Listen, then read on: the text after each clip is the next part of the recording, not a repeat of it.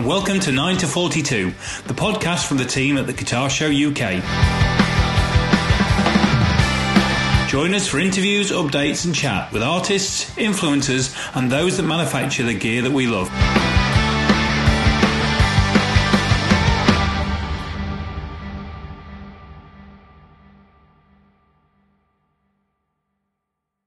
Hello and welcome to 9 to 42, which is the podcast from the guys at the Guitar Show UK. And Jace, who is in predictably disappointing surroundings, is still looking fairly vibrant on screen. How are you, Jace, this morning?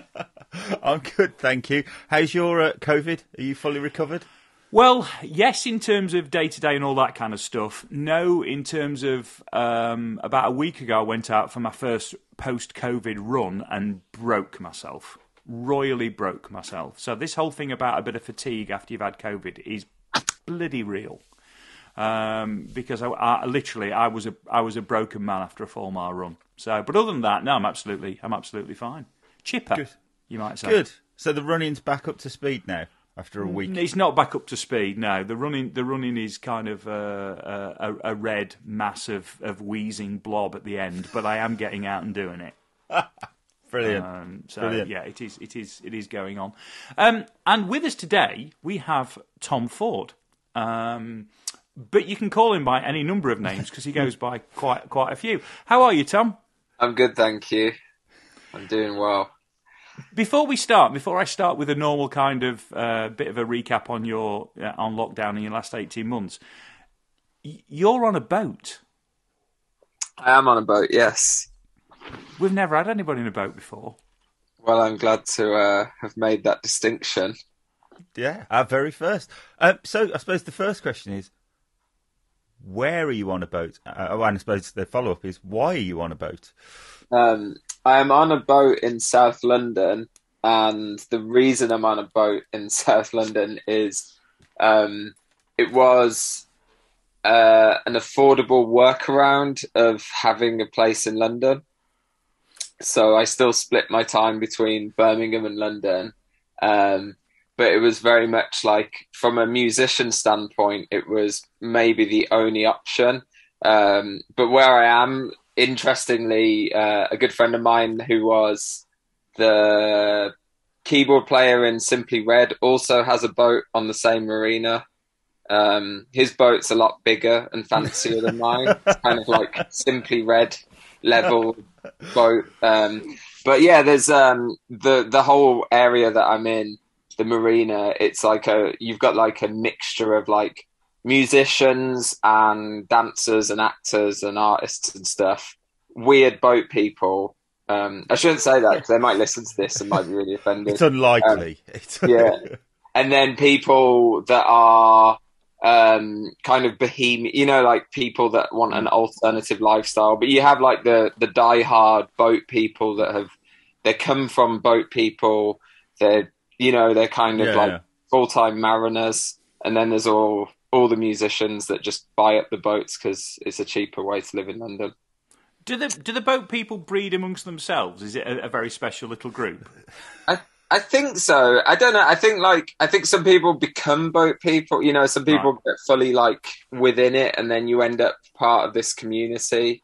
But yeah, it's definitely there's definitely like these three types of people knocking around. I feel like a bit of a charlatan, to be honest, because I don't know what I'm doing. I just have the boat, and I just pray that it doesn't sink. There's an existential fear that I'm kind of going to come back and all my guitars are just going to be at the bottom of the water in this boat that's sunk. Now, I'm fascinated by this now. So is this a rented boat or is this your boat? It's my boat. It's your boat. Right. Yes. Okay, fine. And is rented boats a thing? They are, yes. Right, okay. They are. So it wasn't a daft question then? No, not at all. Not at all. They're basically just floating apartments. Like, in the most simple sense, there's electricity, water, you're kind of stationary, hooked up to the mains. So it very much is a house on water. Do you have to, a bit like those people that live on caravan parks, that for whatever it is, because of council tax for 2 months normally. 2 months of a year they have to clear off. Do you have to do that as well? Do you have to take your boat somewhere else for a short while? No. People do that on the canals. You have to do that if you're on a canal boat. But this is actually like a marina, so you pay a rate spot on the marina, and that's yours the whole time. You don't actually have to move, which is handy. My boat doesn't have an engine in it, so it's really handy. And I think I'd be quite stuck if I had to move it. So luckily it doesn't. Luckily it's stationary. That was awful of us. We both burst out into laughter about the fact that your boat's effectively broken. But so apologies for that, because it doesn't need to move, does it? It's fine. The engines were taken out on purpose. Right. And last question before we move on from boats. Boats is fascinating me. This is great. Has Mick Hucknall ever popped down? I've not seen Mick Hucknall. No, I've never seen Mick Hucknall. Unfortunately, and I'd notice him. I'd notice him a mile off. Yeah, though he does look a bit like what I would think of as a boat person, actually. These days, yeah, definitely these days. Maybe it comes down to do with his people. Yeah, I'm yet to see him, but I'll keep my eyes out. Right, let us know. We'll share the news if it happens. Anyway, back to where we normally start. Obviously, it's been a crazy 18 months, 2 years. 2 years, pretty much now, isn't it? Pretty much 2 years next week, isn't it? Yeah, Something like that. How's it panned out for you? Obviously, I'm assuming you've been keeping yourself busy. Yeah, so it's been the first year and the first lockdown was like, for everyone, it was like a massive shock. There was like, I think everyone went through a phase of like, oh, this is amazing. You don't have to go to work, you don't have to do anything.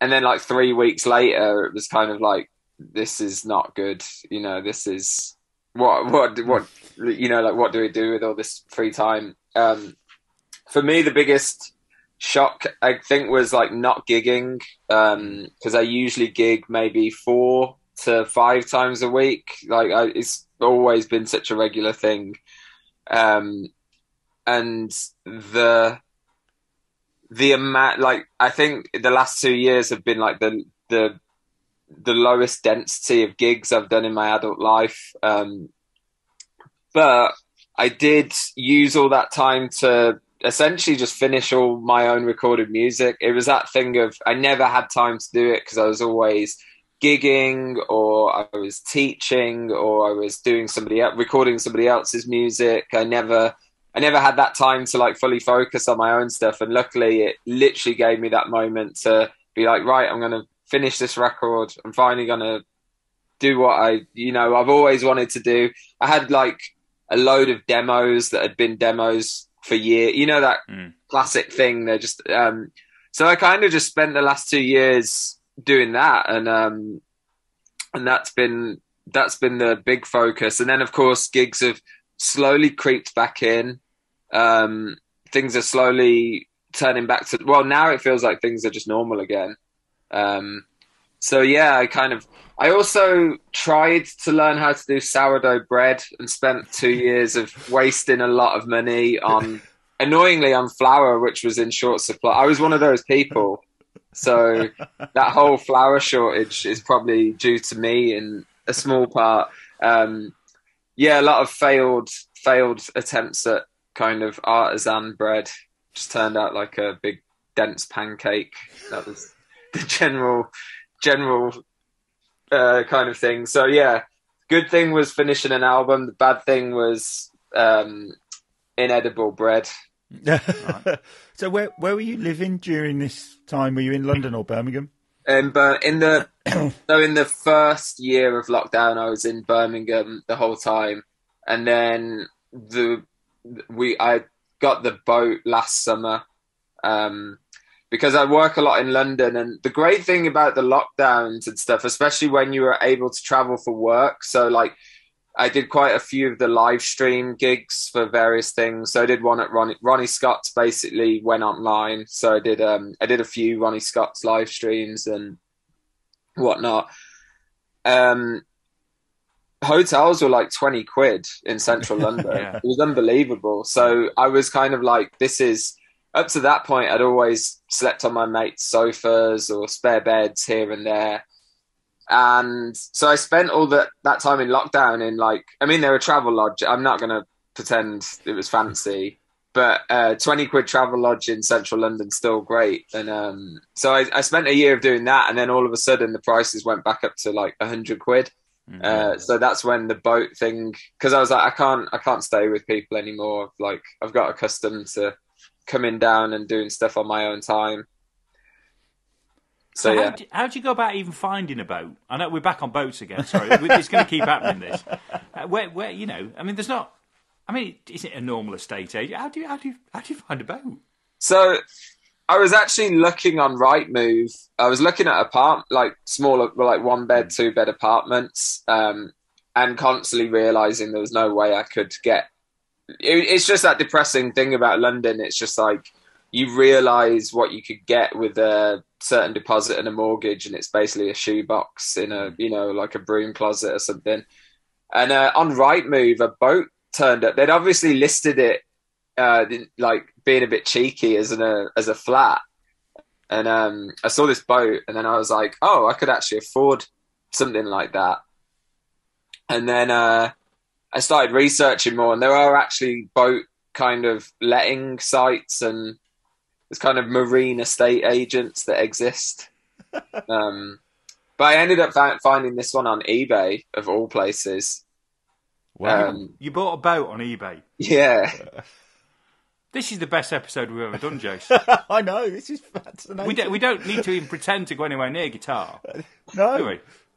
You know, this is the best episode we've done. Yeah, it was on eBay. I was just because they're kind of like they're a weird one because they don't really fit into any category. You know, it's a house, it's a vehicle, it's a Well, yours isn't. Well, not anymore. No. Well, it kind of moved. The wind moves it around a bit. Is it? Do you buy a boat on eBay on a 7-day auction, or is it a buy it now? It was buy now. Right. Did you search? Did you sort it via cheapest plus postage first? I think this one would be really expensive with the postage if it doesn't move. That's brilliant. I'm blown away by all this. So have you recorded on the boat then as well? I did one session on here, but it doesn't. It didn't go too just because I don't have all my equipment here. Yeah. So I did try and bring down like an interface and some monitors and stuff, but it just it didn't work the way I thought it would. Like the space didn't really work too well. But I did try. Are the acoustics a bit odd on a boat? Yeah. A bit bizarre. So no recording here. We ought to. This is terrible because it sounds like we just got you on because you live on a boat, and actually we didn't know this until this morning. It's not. It's this. This wasn't pre-planned. Let's go all the way back. Where does the journey start for you with guitar? So the earliest thing for me with like to go just before guitar, I started on piano. Right. And that was when I was about 4. I wasn't very good. There was a piano at my dad's house. I just used to, it made noise, didn't it? If you hit it made noise. And so there was a friend of the family, a young guy that was like a boogie woogie piano player in Birmingham, and he offered to teach me. So he gave me some lessons when I was really young. And he just taught me like C major scale and some chords, and he taught me the notes on the stave. So I started learning piano and like I mainly did everything by ear. And then I think I was about 6. I got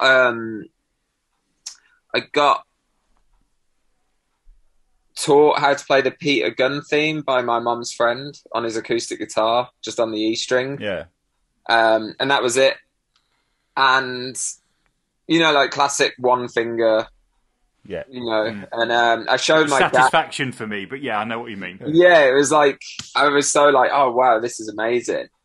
And so I showed my dad. My dad does play guitar. And I showed my dad the next time I saw him, and he was like, "Oh, do you play guitar now?" And I was like, "I guess so." And then my dad's like a classic middle-aged. Well, he wasn't middle-aged then, but he was a classic kind of like gear acquisition syndrome man. There's lots of guitars everywhere, and he had a penchant for buying guitars and taking them apart and rebuilding them. Kind of sacrilege, like rip a Rickenbacker neck off a Rickenbacker and put a Telecaster neck on it, like box jobs. That's it. That didn't actually happen, but like I like to imagine stuff like that. And he had a Strat with just like a humbucker and a bridge. It was like a Frankenstein Strat of parts, and he was like, if I give you this guitar, that's like your birthday and Christmas present for the next year. You can't have anything else. But if you want to play guitar, you can have this. And I was like, yeah. And that was that. And Oasis had just brought out Definitely Maybe around that time. And Blur had just brought out Park Life. And there was a lot of guitar music. And I was obsessed with Noel Gallagher more so than anyone else. And yeah, it was just like, piano was like, forget that, it was like, I just want to play guitar. Guitar was super popular in the mid-90s, Yeah. And there was some great, I mean, I wish you mentioned Oasis, but then you very quickly after, we get things like Ocean Colour Scene, there's a load of guitar driving that. The Seahorses album came out, there's a load of guitar work floating through that.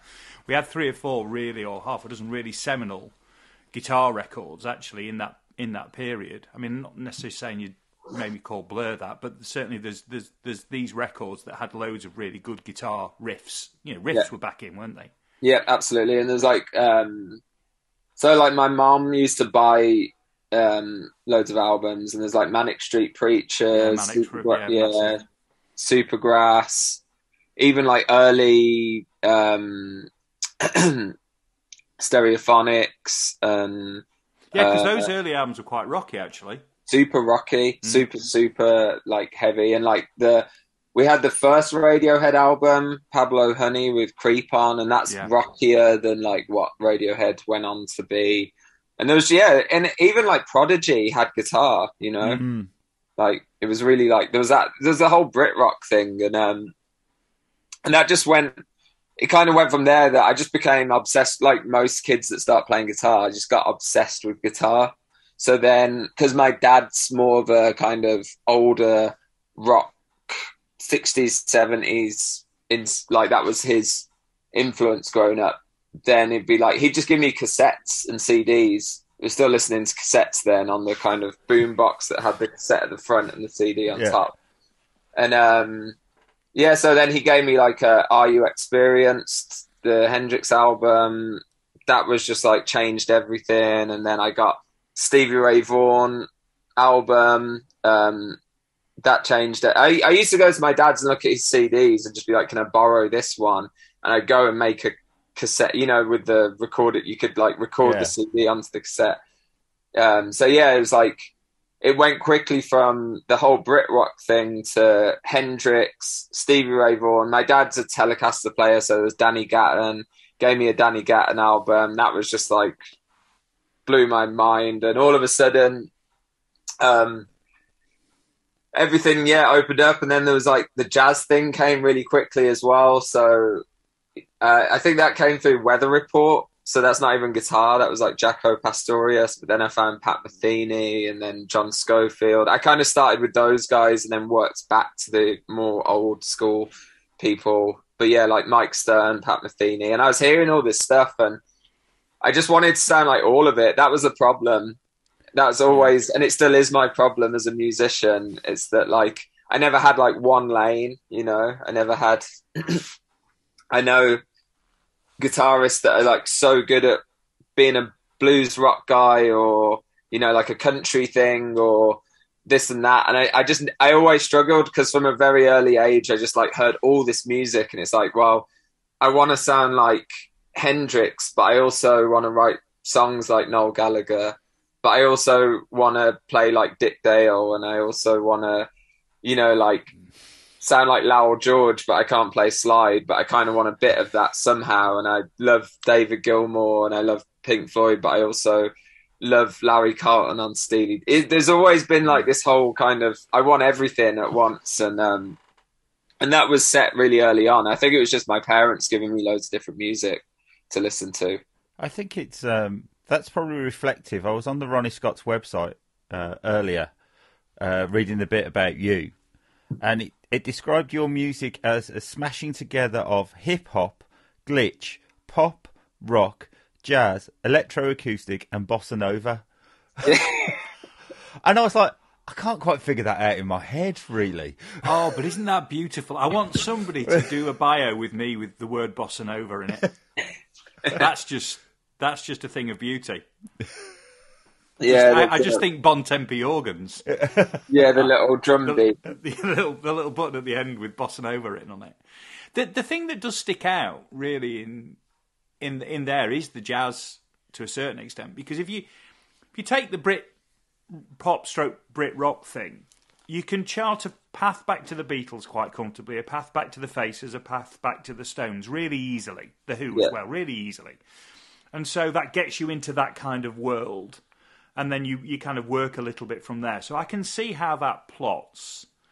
But it's the other bit, it's the jazz bit that doesn't, somehow I don't see how you arrive at that, other than I guess just being, at that point, it's so open to anything that had a guitar in it. Yeah. Yeah. And I think I didn't have a guitar teacher until I went to sixth form college. And so early on, I'd stopped having my piano lessons. And you know those big encyclopedic books for kids by, I think it's WK or something? They're like, you get them in the works and stuff, and there's like loads of pictures. Yeah. They did one on guitar that I was bought, and it weirdly had this whole section on like theory and like the notes on the fretboard. And I think I might have got that book. Yeah, and I just kind of worked through it. I really struggled to kind of learn how to play like someone else. So like I learned to the best of my ability, like Hendrix's solos by ear, but I never sounded like it. I could never do it. I could never like sound like him. Some people are really good at imitating people or like kind of embodying somebody else's sound. And even if they like create their own sound within that, like John Mayer clearly comes from Stevie Ray Vaughan. You can hear it so clearly, but now he's at the point where he doesn't sound like an imitation of Stevie Ray Vaughan. You could just hear that influence really strong. But I just never really had that. I really struggled to do that. And that was why every time I heard new music with guitar on, I'd just be like, I think it was like my head being like, well, maybe that's the thing that I'll do. And it's the first time I heard the jazz thing. At that point, I'd got the whole pentatonic box blues scale thing down. And I remember trying to learn a Pat Metheny song off the record. And there's just that one point in jazz that always happens, like the chord changes to a new key. So I was like trying to figure out how, and I just remember just being like, why doesn't this work anymore? Like this works on everything. Yeah. It was that moment where I was like, well, what's he doing then? Like, and like you, as guitarists, we don't think initially like, oh, well, you just move your pentatonic box down a few frets to a new key and it will work then. It's not how we really grow up to think. And it just, that curiosity was just like, I need to know. I have to know what's going on, I mean, you're right, because, and I'm the world's worst for it. You put your hand in a pattern on the fretboard. You riff about a bit and you do something there. You know roughly where you're going to go. You can hear the chord progression, so you know where the notes are going to be. You can't explain how you're doing it. You just know because you've learnt it all by ear. You know if a minor kicks in where you go, and that's fine. And then if you want to change it, you basically take that pattern and you move it 12 frets further forward. Yeah. But what you don't do is progress along the fretboard those 12 notes. You don't ever find a way of joining the two patterns together. You just go, right, well, I'm playing down here. Yeah. and I've been playing down here for a few bars, so I better go up there. Yeah. Without actually, essentially doing the bit you're talking about, which is working out how the hell you do it along the whole neck. Yeah. Yeah. And it's always been my failing as a guitar player. I'm absolutely setting patterns. No, there's no doubt. Yeah, I think it's Not my only failing. I think if I would have been, because I remember growing up, because I grew up in South Birmingham, and there was an amazing guitarist a couple of years older than me that I was good friends with called Joanne Shaw Taylor.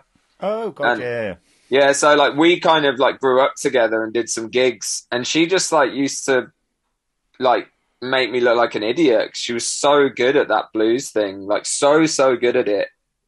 And I was just terrible. Like I spent so many years as like an adolescent, desperately trying to find a sound and find like my playing, and like it was so disjointed for years. And I think if I'd have been better at, say, something like, because I went through this whole Stevie Ray Vaughan phase of just like obsession with him, So I did the whole like put 13s on a Strat, struggled, hurt my fingers, and like kind of was just like, this is like, what the hell is going on here? I did the whole thing, and I just couldn't do it that well. And I think if I'd have been able to kind of like embody his sound that well, it might have stopped me from like the whole, like, well, how instead of the pattern playing, like maybe take a different approach. I think that just came out of the necessity of like, I just sounded terrible for so long, So it was just like I needed to find a different way to make it all work. I think that's probably quite unfair on yourself, because surely by the time you reach the end of your teens, you're off to Berkeley, so you can't have been that bad. Yeah, I don't know. I still felt like I think the one thing that I didn't notice, I probably didn't notice until I was in my mid-20s, was that for a long time, all the things that I thought were terrible about the way I played were like the idiosyncrasies that made me sound different to everyone else around me, that not everybody liked, but some people were like, I like this guy because I'm not sure what he's just sounds different, But it took me a long time to understand that, because for me, it was just like, I'd hear somebody else and I'd just be like, oh, I'm terrible. Like, I wish I could play like them, I think, without wishing to get too philosophical about it, I think that's just the normal journey of a teenager turning into an adult in their mid-20s, where you kind of like accept who you are at some point. And I think there's an element of every teenager going, oh, I wish I looked like that. I wish I could play like that. That person looks way cooler than I do. How can I be that cool?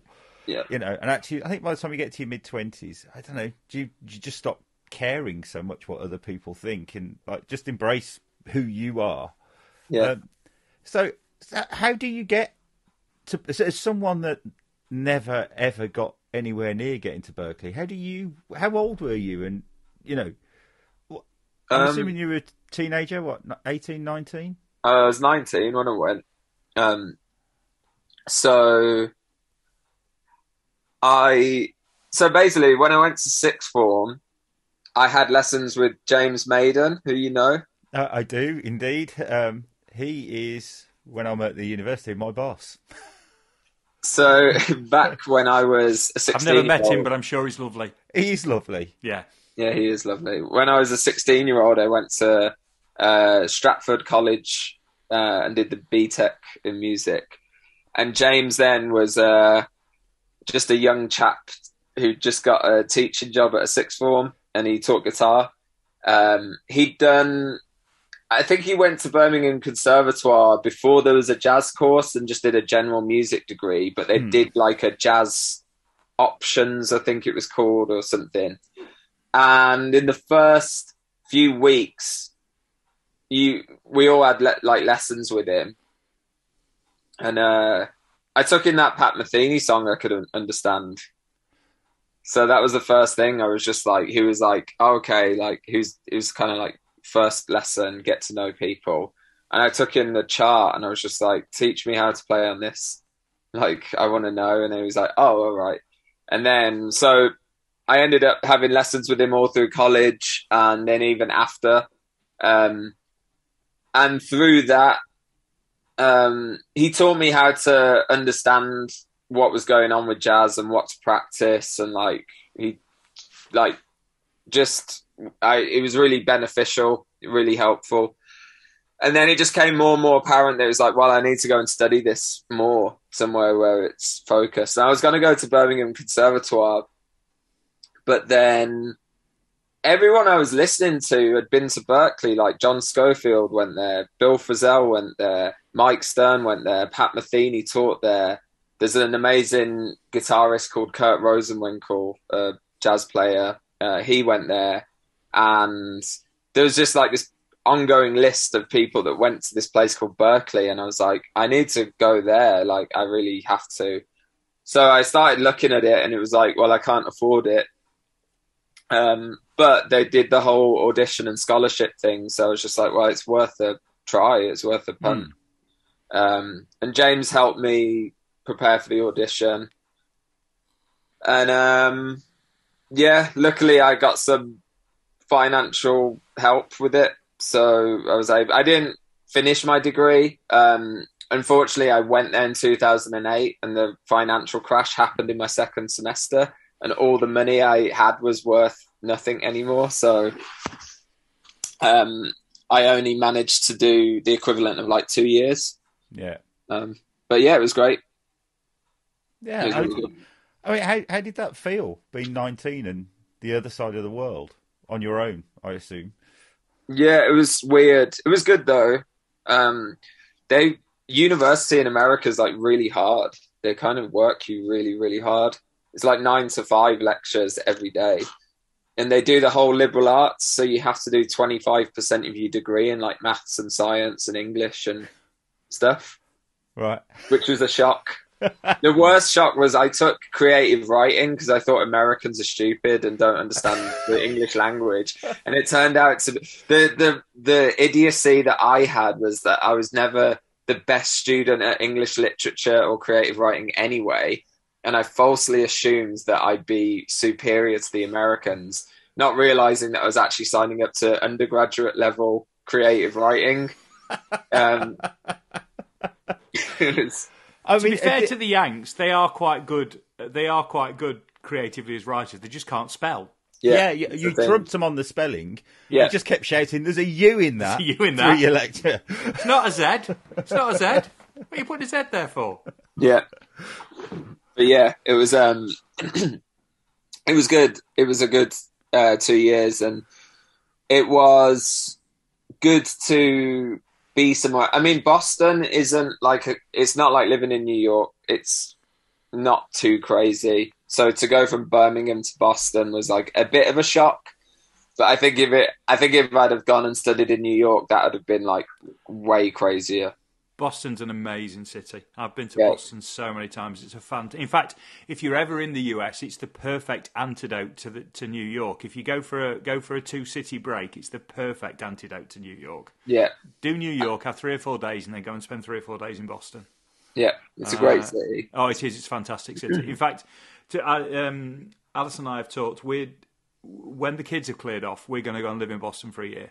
Nice. Because I'd like to experience a full year, because there's so much great art and culture there. Yeah. And I think the only way you could really embrace it is to go and have a full set of seasons there to appreciate everything.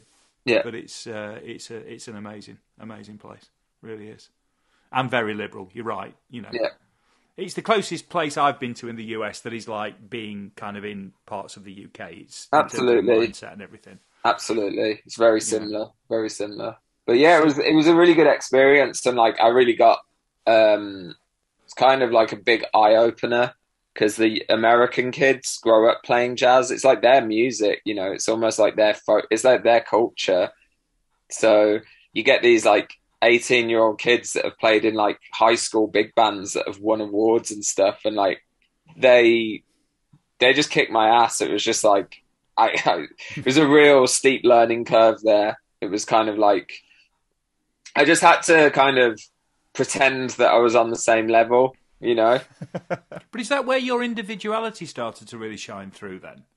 I think so, and I think because as long as you work hard in that environment and like like there's a whole fake it till you make it, but then there's also the element of like my sight reading was terrible, so like I really tried to get that together. It's still quite terrible, but it's like passable now, for a guitarist. I feel good as a guitar. My level of reading as a guitarist, I think, is acceptable. It's the best on this call. Yeah, it certainly is. But yeah, I think one thing I noticed was like because I hadn't gone through that whole American high school jazz band system, I did have all these like weird quirks, and I think some people liked. That was when I started to first notice that people probably liked those idiosyncrasies because it sounded different. So I kind of just really started to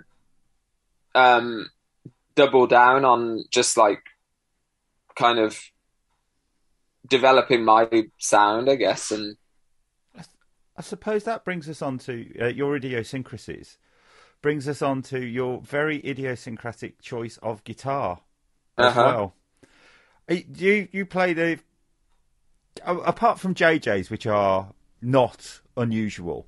Yeah, I mean, Jeff makes some beautiful guitars. Yeah, but am I pronouncing this right? The Shaw. Oh yeah, is it Tiesco? I don't even know how you say it. I've always thought Taisco or Taisco. Yeah, I'm not quite sure how you pronounce it. It's Tokyo Electric Instrument Corporation or something. Yeah. I mean, now I'm playing a D'Angelico, so currently everything's changed again. Right, okay. So I'm playing a semi-hollow D'Angelico single cut at the moment.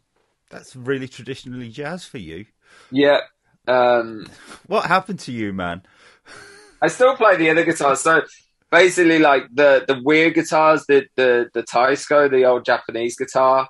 I've always had a big love for like Link Ray and that whole early. I mean, he was playing a Supro on Rumble. He's playing like a Supro twin tone, I think, with the like fake humbuckers that look like humbuckers, but they're really low output microphonic single coils. I've always liked that, and I always liked kind of the 60s kind of garage rock bands. There's a band called the Sonics, and like you see videos of them or pictures of them, and they've got all like catalog guitars.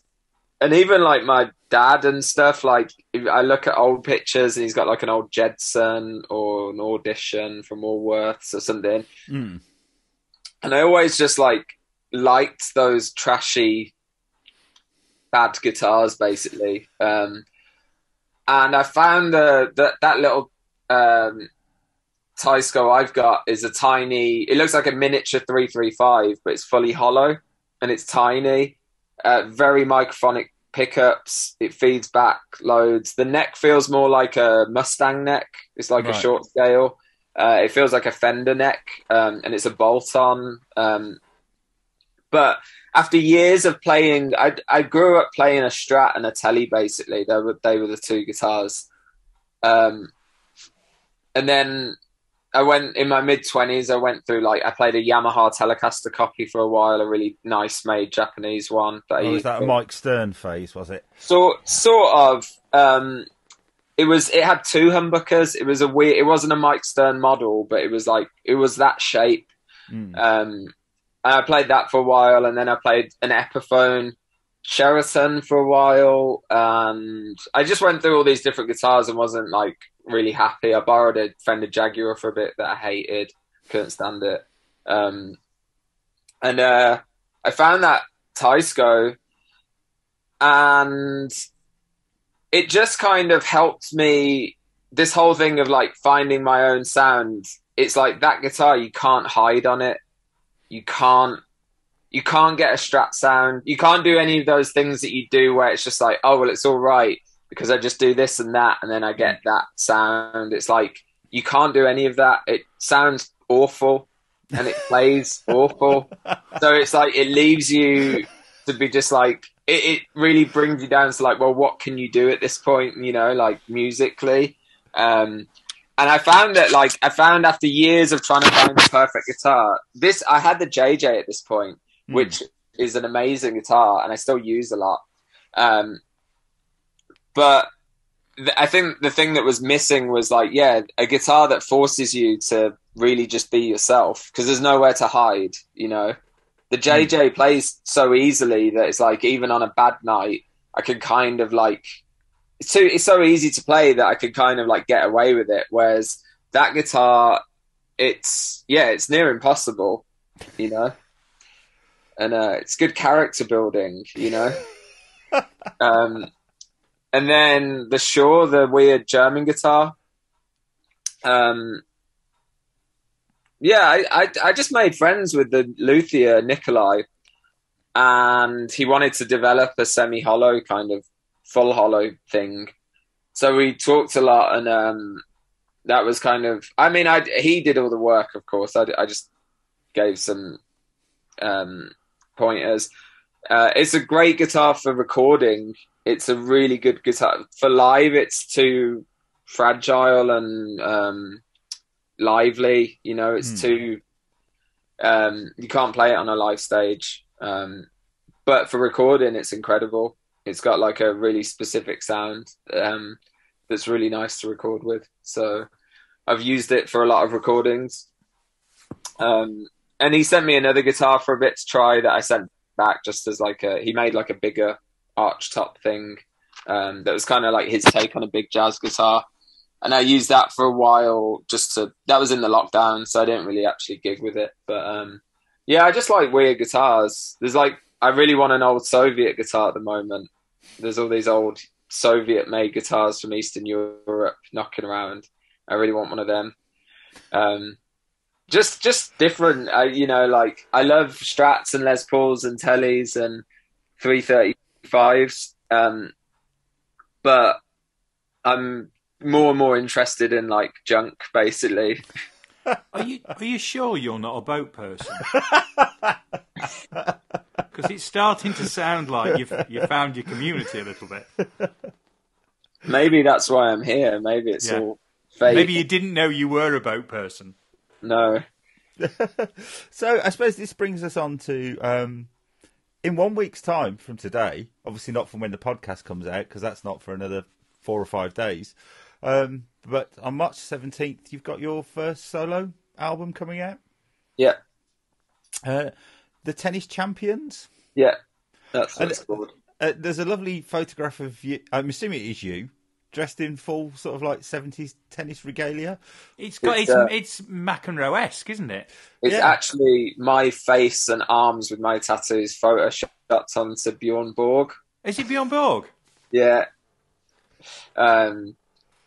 That's just me being really silly on Photoshop.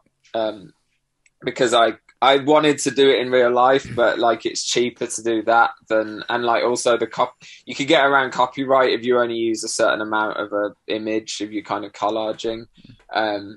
It was easier and cheaper to do that than buy tennis clothes and find a photographer and all that stuff. And I kind of found it funnier. And you're not going to get that cut of tennis clothes today either, are you? No. Not without shrinking them. Yeah, I mean, it's those short shorts, isn't it? It is those short shorts, yes. Yeah. But yeah, that comes out next week. I mean, I've got a very weird sense of humour, so like the tennis, I've got no real... I mean, I'll watch tennis now and then, but I'm not like a big, huge tennis fan. I'm not like a die-hard tennis fan, and I've tried to play occasionally and failed. I'm not really good at playing. I think it's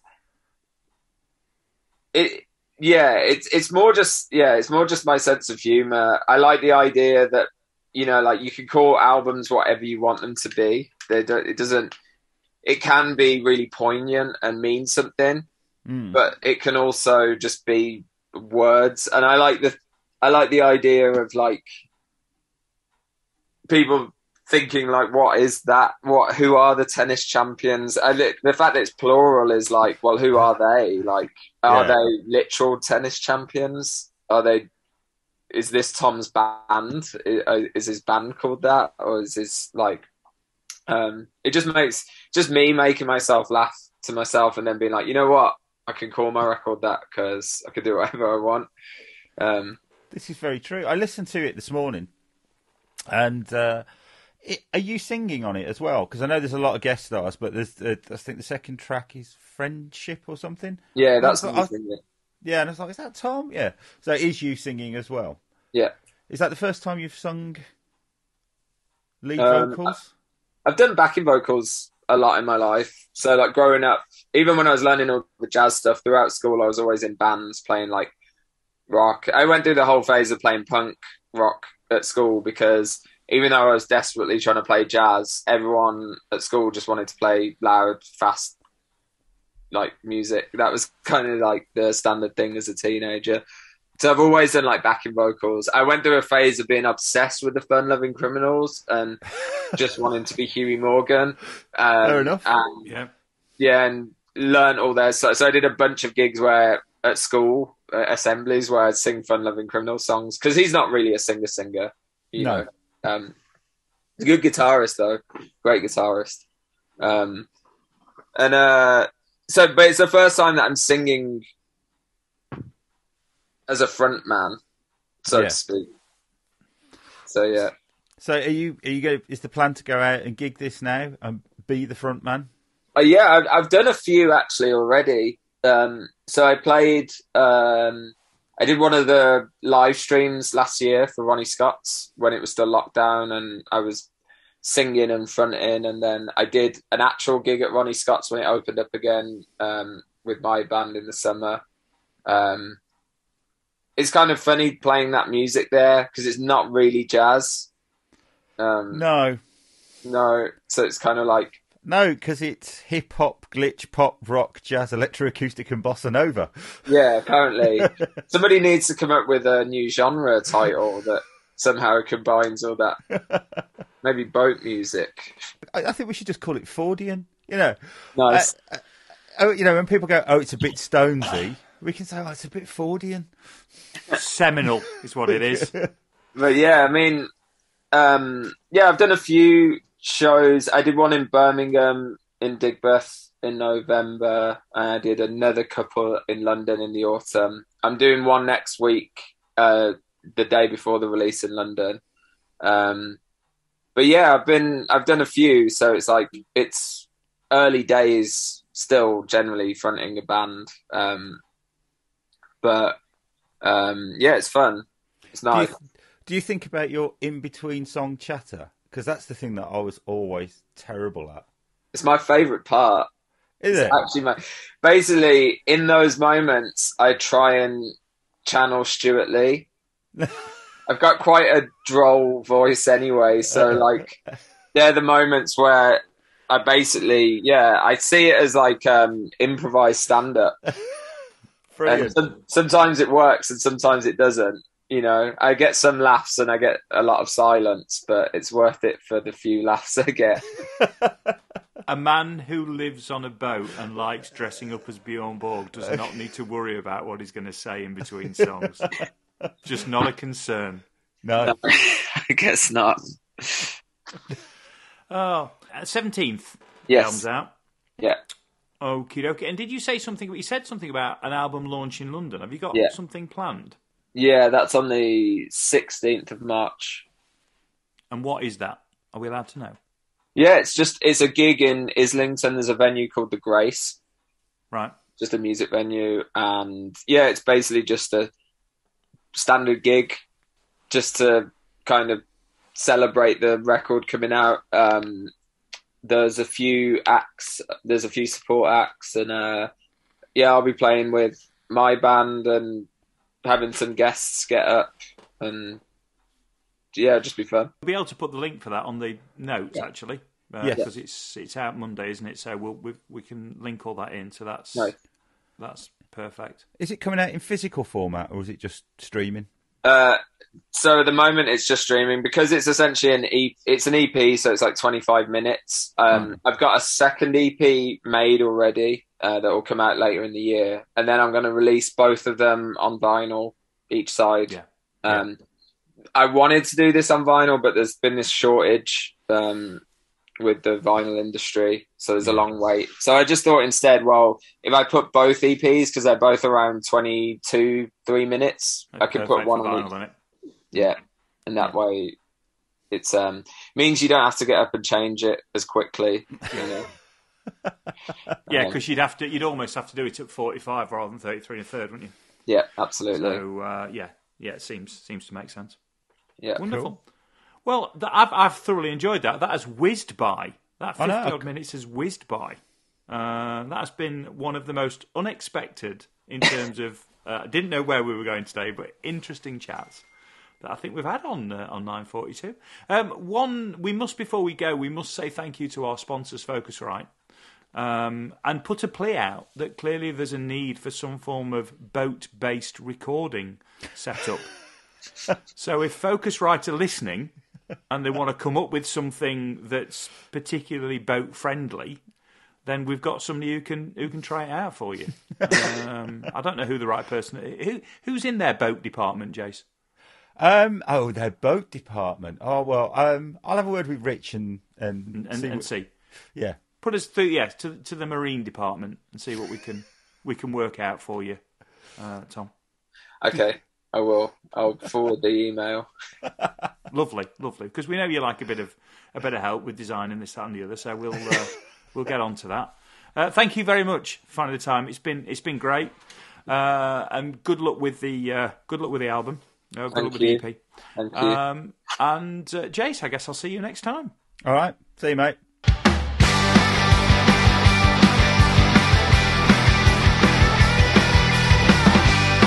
Thanks for listening to 9 to 42, the podcast from the team at the Guitar Show UK. If you've enjoyed the show, then please remember to hit the subscribe button and share with other like-minded souls. For more information about 9 to 42, please follow us on Facebook, Twitter or Instagram at the Guitar Show UK. This has been an A Short Stories production.